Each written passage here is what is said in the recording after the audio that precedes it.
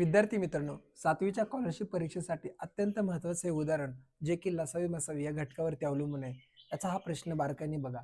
10 metre रुंद व 12 metre लांबी असलेल्या हॉलमध्ये मोठ्यात मोठ्या किती चौरसाकृती फरशा बसवता येतील? म्हणजे फरशांची संख्या तुम्हाला विचारली आणि पर्याय दिलेले आहे. या प्रश्नाचं उत्तर काढताना विद्यार्थी मित्रांनो, सगळ्यात अगोदर तुम्हाला 10 आणि 12 या दोन संख्यांचा मसावी काढणं गरजेचं आहे. तर आता या दोन संख्यांचा मसावी आपल्याला माहिती आहे.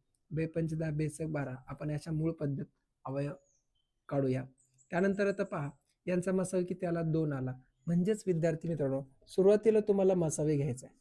मसावी आल्यानंतर काय करायचं पहा, तुम्हाला फरशांची संख्या काढायची. ठीक आहे. मग फरशांची संख्या कधी निघेल तुम्हाला? फरशांची संख्या ज्यावेळेस तुम्हाला काढायची असेल, त्यावेळेस काय करावं लागणार आहे?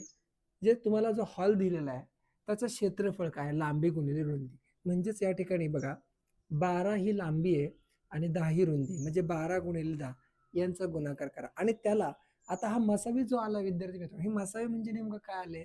ही मसावी म्हणजे जी चौरसाकृती या ठिकाणी फरशी तुम्हाला बसवायची, त्या फरशीची ही काय आहे? तुम्हाला लांबी पण हीच असणार आहे आणि रुंदी पण ही असणार आहे. म्हणजेच विद्यार्थी मित्रांनो, चौरस म्हटल्यानंतर चारही बाजू सारख्या असणार आहे.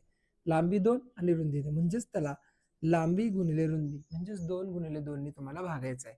म्हणजेच क्षेत्रफळाला या हॉलच्या चौरसाकृती एका फरशीने आपल्याला भागावं लागणार आहे. तेव्हाच तुम्हाला त्या प्रश्नाचं उत्तर मिळणार आहे. बघा, बेक बे बेसक 12 बेक बे बेपंच 10 म्हणजेच 6 पंचे 30 हेच असणार आहे विद्यार्थी मित्रांनो तुमचं उत्तर. पर्याय क्रमांक बी.